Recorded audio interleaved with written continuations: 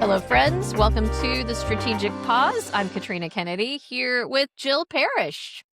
Hello. And today is episode 11, where we are exploring partnering with a consultant. There are a lot of us out there. So many of A us. lot of so us have many been of us. doing this for a long time. So many of us. How do you make the most of this relationship? But before we dig into working with us, Jill, do you want to share how you ended up in that consultant role? Yes, absolutely. And it's so funny because as we are just starting to talk about this, I'm thinking there's no degree to be a consultant. You cannot go to school to be a consultant. There really is no, and I hadn't really ever thought about that before. There's no consultant degree or consultant education. But regardless, maybe we'll get back to that. My past is actually with large organizations. So I worked in large organizations, the UC system and a big healthcare system for most of my career. And when I was at UC Davis, which was my last organization I worked for before opening my firm, I sort of was in this kind of consulting world within a university. It's a kind of a very niche spot within a university that most people probably don't know exists. And so that was my tiptoe into consulting. And really loved it. Actually, I loved being at that level. I have always had a total fascination. I don't know. Whoa, you Whatever. made a word. I You made a word! Fascination! Fascination. Excellent. It's like Excellent. really excited about something with how organizations work. And I really have always wondered, like, what does that organization do? And I remember one time my boss, who was my boss for like 7 years, phenomenal boss. Hi, Loretta, if you're listening. Uh, I told her, I was like, I'm so interested in like what all these different organizations do. And she's like, sounds like you want to be a consultant. And I was like, what does that even mean? So when I was at UC Davis, I kind of tiptoed into that and decided I really loved that. I loved being able to be involved in lots of different organizations and to really just be able to focus on the stuff that I loved because consultants are really specialists. Kind of at the core. And so that was really appealing to me to be able to just do the stuff that I love for all sorts of different organizations. Um, anyhow, so that's sort of how I got. And then when I left UC Davis, I knew that's what I wanted to do. I wanted to go into consulting. And so I knew that was my next path. What about you? Your path is very different. So tell us about your path. My path is substantially different. 30 years ago, When you were 6. 30 years ago when I was 6, exactly. 30 years ago when I was 6, I was working on my master's in human resource management and development.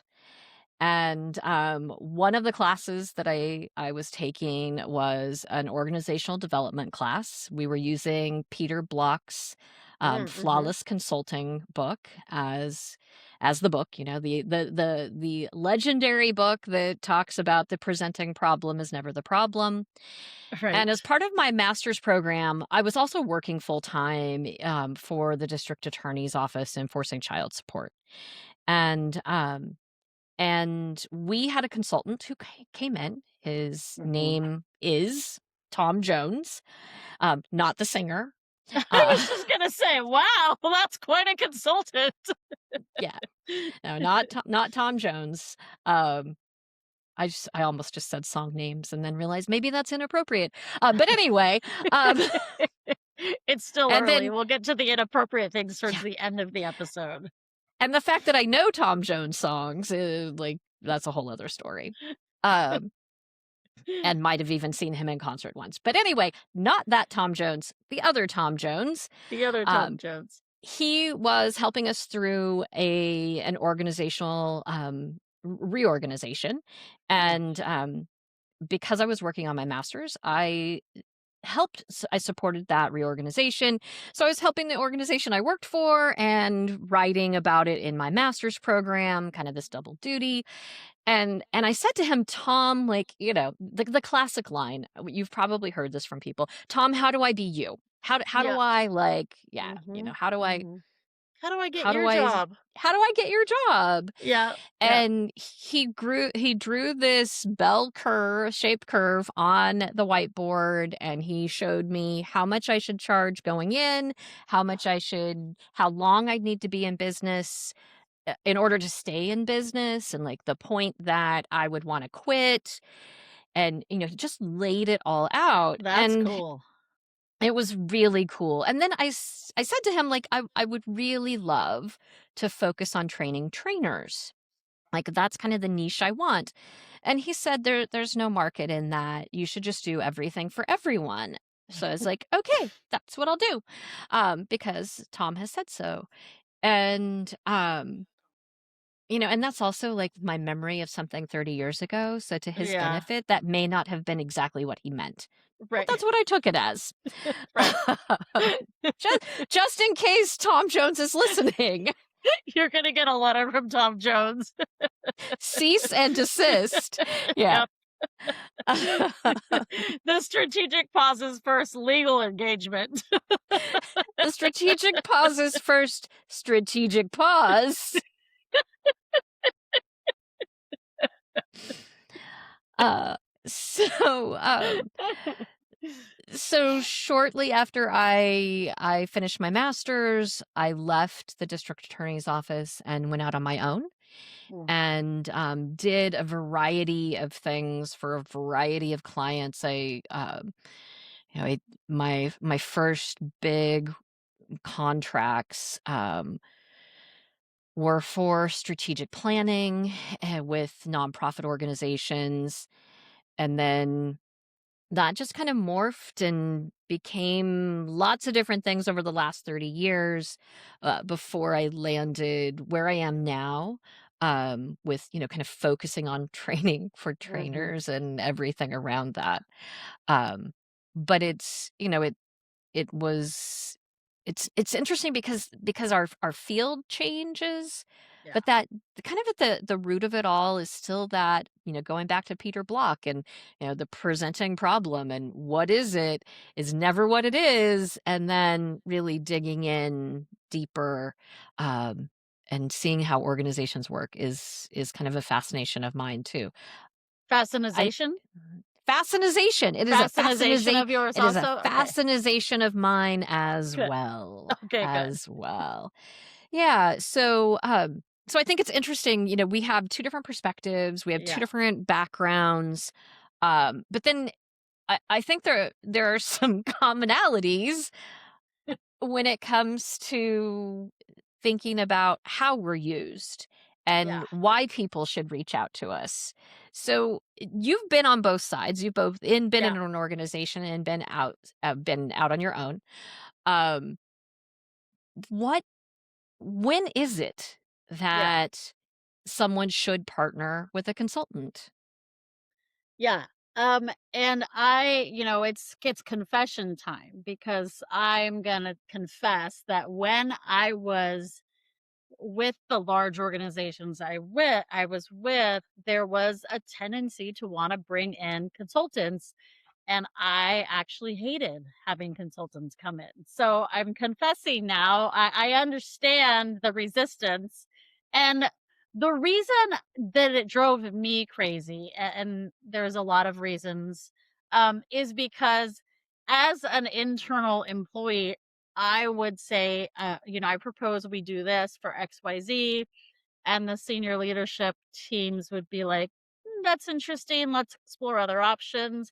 And then they'd pay, hundreds of $1,000s to bring a consultant in. And the consultant would be like, "I think we should do XYZ." And it was the same thing I had proposed like 8 months prior. And it was just so frustrating because there is this credibility given to outside third parties that Mhm. really bugged me as an internal employee. So I understand from that, from that perspective that it's not always necessary to bring in outside help. And so I do like to encourage organizations like, is this something you can do internally? The challenge right now is there's so many people who have reduced FTEs so much. There is not a lot of, I don't want to use the word extra. There's not a lot of bandwidth for the kinds of work that you and I do, the training and the Right. development and the leader development and the professional development. I do think organizations still believe in it deeply, thankfully, many of them. But there's not a lot of people within the organization that can do that kind of work because they're very busy doing usually it falls within HR. And so they're very busy doing the payroll and the employee investigations and Mhm. the other critical things that you really have to keep in house. And so a perfect reason, to hire a consultant or hire a team of consultants is to implement something like that. The organization believes in it. They have somebody who's willing to partner with a consultant, and we can get into that, but that is critical. You cannot just bring a consultant in and then just let them go. Go do your thing. Like that doesn't work. So if you do have somebody whose kind of role is to oversee that development and that leadership development or training or whatever, but they don't have the bandwidth to actually do all of the sessions and all of the planning and all of the prep and the materials, that's a perfect time to have that person partner with the consultant so that person's vision is still being implemented, but they can do the things that they have to on a day-to-day basis and just sort of oversee the work. Um, with that said, sometimes there's not always that person that has the vision. And so sometimes we do design the vision ourselves and together, and that can work as well. But, I'm sure you have stories also about being brought in an organization and just like having them say go. And as consultants, we don't have the lens of like what is actually happening in this organization and what are the important pieces. And that is absolutely critical for anything being a success. Absolutely. And I think that idea uh, that we've both experienced where you go into an organization and they've not given you all the information up front. They've not had Right. that person to partner with. And Yeah. so now you're kind of flying blind. Mhm. You're gathering information from the people in the room in the Yeah. moment. You're pivoting what you're doing, but still trying to meet the requirements of the contract. That, Yeah. I think, is why there's reluctance to bring Yes. consultants, Yes. because you didn't use us well. Yes. And Yeah. I'll be really blunt. When I was early in my career, when I had a mortgage and a car payment and income insecurity, I Right. would say yes to things that I would never say Right. yes to today. Well, Tom Jones told you you had to, so that's why. Right. Yeah, Right. yeah, it was Tom Exactly. Jones' fault. Yeah, yeah. We'll blame Tom Jones. We're already getting sued, so Right. Let's just give him some more like yeah, basis. yeah, exactly. um, and so, I think there's sometimes reluctance on some consultants as well as some internal employees Yeah, to push back, to ask the tough questions, to say, I need this discovery time before right, we actually start the thing that you want to do so that right. so that I'm actually delivering something of value. And I think because people don't have the bandwidth, because people don't always have the time, they those discussions can be really hard to have. Yeah, And I know that sometimes you don't want to hear that training isn't going to solve the issue, that yeah, sending people away for 90 minutes isn't going to right. take care of the systemic issue that exists in your organization. Yeah. Um, I'm not a miracle worker. So Well, I would disagree with that, but I mean, in this context, I will agree that's probably not the case, right? so that willingness to partner and like Mhm. really partner and have some of those difficult conversations, that's ultimately going to make a better experience. Yeah. um And I think if I look at the clients that I've had, I have a couple of clients that I've had for over 20 years. Like, Yeah. we have such a good foundation. I so understand their language, their Yeah. people, that w I still need the tough conversations, though. Yeah. You know, Yeah. I'm not there every day. Um, and I think any organizational change requires that tough conversation, those questions that dig deeper. Yeah. And, you know, to the defense of an organization, there is no definition of what is a consultant. There are a Mhm. million different kinds of consultants. They do a million different things. You have your Deloittes and your McKinseys, these huge consulting firms that have like 60 different tiers of consultants, even within the firms. And then you have all the way down to your, one person who works for themselves and is a consultant themselves, you, right? And then Right, everything in the middle, and some of them, will design materials, and some of them won't design materials, and some of them will come in person, and some of them won't come in person, and some of them build this way, and some of them build this way. And I can see how there's a lot of fatigue around that, because you do have to take the time up front, both from the organization and the consultant's perspective, because there are no two consultants that are the same. And when you're already exhausted and feel like you already have an overwhelming, task list, I get it. Sometimes that feels like right. one more task. So It all is that, one more it task, is you one know? more It task, is. right? It is. It It's more than a totally is. feeling. It's totally more than a feeling. It It's is one actually a more lot of more task. tasks. Yeah, yeah. And so I always get that, luckily I don't have a lot of resistance. We had way more resistance when I was in UC Davis. We don't have as much now, but I get it. I get it when folks are resistant to work with the consultants, because it really Mhm. is. It takes time.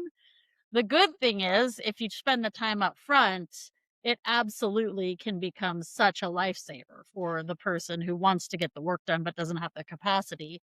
But it is an investment up front. Absolutely. And, I think when you make that investment, you'll see the payoff. Mhm. You'll have a good experience. And then I think when I think about what really works with a client is that you're not just engaging in that particular one-off Yeah. event or series, you're really establishing a relationship so that we can support other over time. But then that's where it also, I think, gets sticky because as a consultant, you'd also don't want me Yeah. forever. And I Right. don't You shouldn't want me want forever. you. Right, exactly. Like, part of my role should be preparing for you not to need me. Right. Right. Let me teach you how to not need me. Right, Yeah. exactly. Yeah. Yeah. Which, it's a weird spot, but I think it's important that we're enabling people to be Right. successful Right. and honoring the talent that exists in organizations. Yeah. And, helping them develop their own people as well. And Mhm, and a lot of times, you've seen this as well. We haven't even had this conversation, but I know you've seen this as well. As a consultant, I can see things that are happening in the organization that need attention, but they're not things that I do. So, I have the ability to kind of bring those things up and say, you should really spend some time on this area, as I'm not the person to do it with, but spend some time on mhm. this in this area.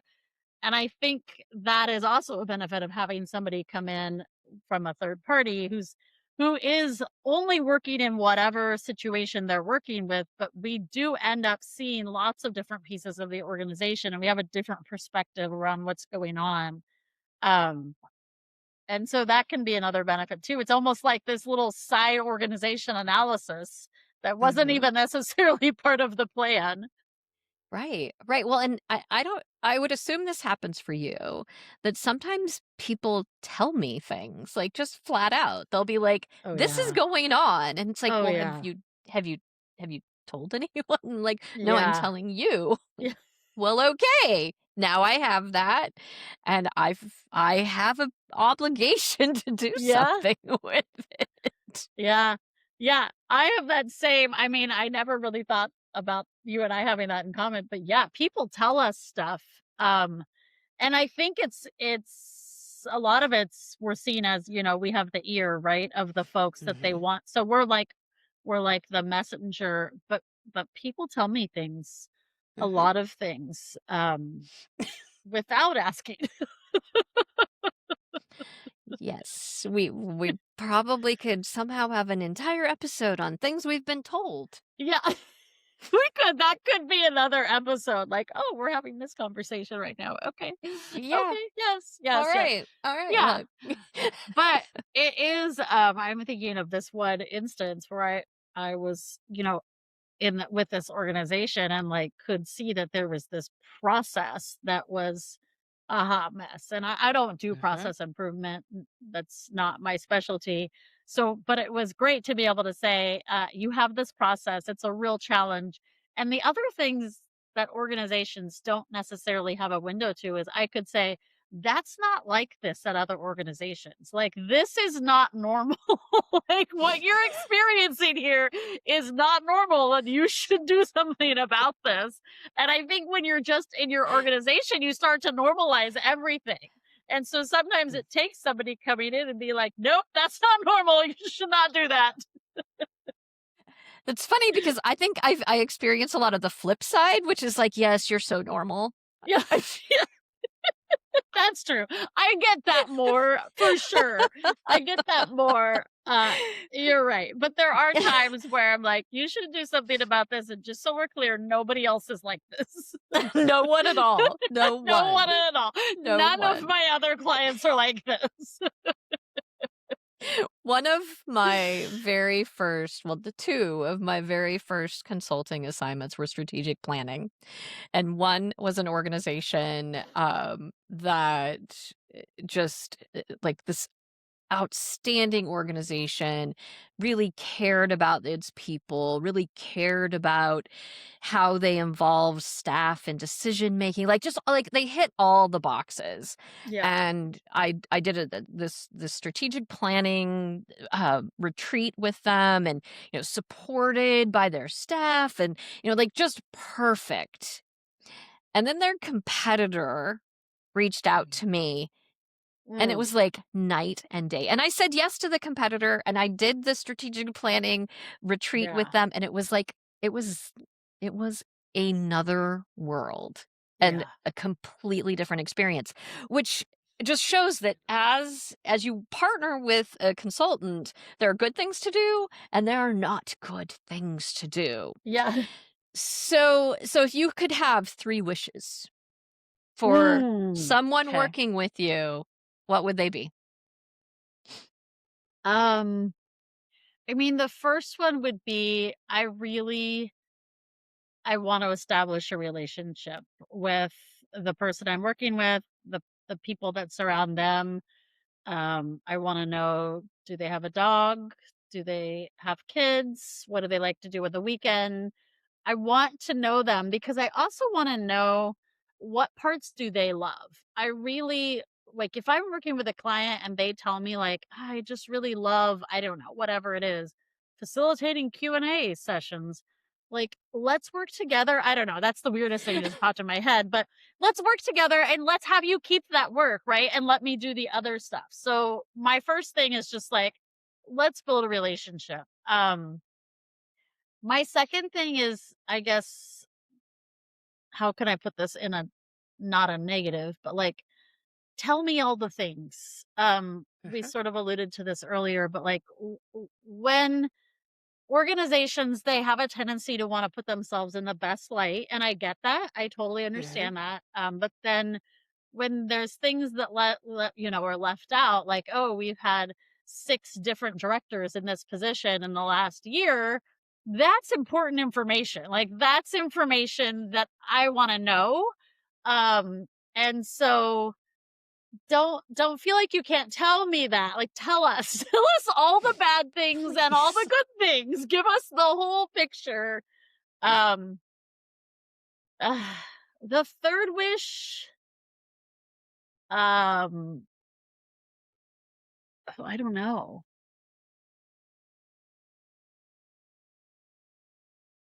I guess the third wish, and that's probably really plays off the first two, is like give us the time to like really be able to settle in. And I'm the funniest person on the planet to be talking about slowing things down because like, "Hey, take your own advice, girl." But, it's so much better when we have the ability to do the discovery calls and, like, give me your org charts and tell me all of the deep, dark secrets of how many people have been in that role, and then let's design. It's just a very different and I don't know, that's hard. I have experienced that to be difficult, and it's probably part of my own personality too, but those are my 3 wishes. What are your 3 wishes? My 3 wishes are like not unlike yours. Mhm. I think number 1 is transparency.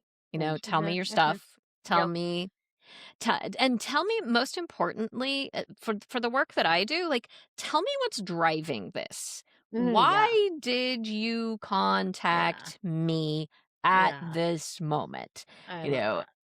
because I mean, it could be that you had a friend who said, and so you Yeah. think that I can support, which I love that and I appreciate that. But just like tell me, or is it that somebody's in trouble and now we're gonna Yeah. do this thing for everybody because we don't know what else to do? So Yeah. just transparency, um, and then for this is a big one. Give your people the time. Oh, yeah. That is That huge. is That is I huge. yeah, That is huge. I can't count the number of times where an organization has made an investment in having Mhm. me help develop their staff, and then they pull their staff away repeatedly, repeatedly, repeatedly. Yes. And, I get it, I get it, like, organizations have to keep going and things have to keep getting done, but you're sending a double message. Yeah. And I think people feel it. I know people feel it. They feel it. Okay. Yeah. Yeah. So transparency, time. Mhm. Now I feel like I'm obligated to have another T. Uh, Just so you know, we're not judging if you wanna pick a different letter. okay. No, I've got it. Okay. Trust me. Oh, yes. Oh, yes. Yes, yes, yes, yes, yes. Yeah. Mhm. Trust Mhm. me. Like, it doesn't have to be blind faith, but Yeah. trust me. Trust Yeah. me to have the best intent. Trust me that I am not trying to like take all the money from your budget. Yes. Yeah, yeah. Trust that I am like I know for what if you contact me to help support your learning and development function, you can trust that I know what I'm doing. Yes. Yes. That's a huge one. And along with that, you know, trust that perhaps whatever solution you came with isn't actually the best solution to move forward with. So, you know, because that happens all the time. It's like, I want you to do this to solve this problem. And then it's like, well, I could do that to solve that problem. It's not going to solve that problem. Or we could have a conversation about this problem and the best solution. So yes, the trust is huge. It's huge. Yes. I like to always refer to, if my leg hurts and I go to the doctor, I would never say to the doctor, just cut it off. Yeah. You know, we would have some discovery first. Maybe we should test a few things. Maybe touch it. Let's see. Watch me walk. Then, then if we need to amputate, we'll amputate. You know what's funny about that is, you know, my husband's a dentist, and he actually does have people come in and say, "Just take it out," and then take the tooth out, and he'll be like, "I mean, we could look at their arm." That actually does happen in a dental office, so let's not try to be like dental offices. How's that? All right, well, maybe I need to change my analogy. We'll I move think away from legs the work. leg. Yeah, yeah, People yeah. remember the leg, right? They Like remember the leg. Yeah, yeah, and, they see teeth, I guess, as whatever. You have so many of them, so shake I don't one know. out. There's so many replacements. Right, they come back again. I don't know. I've seen the billboard like same day implant, $1,000. So I guess easy. Easy. There's so many. You can fill your mouth with them. I don't know how we got on dental, but yeah, I Sometimes think I our never know how we get where we get. so maybe we should rename this podcast. How did we get here? That's that's season 2. Oh boy, it's 30 Uh, minutes in, and you know it's 30 minutes in because we're pretty much off the rails at this point. I think that's the exactly. bit. Exactly. But I think we've covered some good ground, Yeah, and I think, absolutely. I think we've acknowledged that there are things we like, and Yes. there are definitely ways to work with us, and any consultant, and any Yeah. consultant. And we Absolutely. recognize as consultants, sometimes we make it harder on the organization. So we just want to apologize for our whole industry as as two humans who understand that we are part of the problem. So we Katrina and Jill try to be not part of the problem. But we get it. We get where it comes from. Well, and I think we're trying to be part of the solution Yeah, as well. absolutely. Part of the solution. That's the I think goal. Nobody wants that to is hire the a goal. problem. No, not at all. Not at Yeah. all. And nobody wants to commit to a problem for a long time. Yeah. Actually, there are people I would say who do wanna do that, but again, we're off the rails here at this point. Exactly. So that might be a good time to wrap up this episode, partnering with a consultant. Thank Yay! you, as always, for joining me, Jill, and thank you to everyone listening. Thank you. Bye.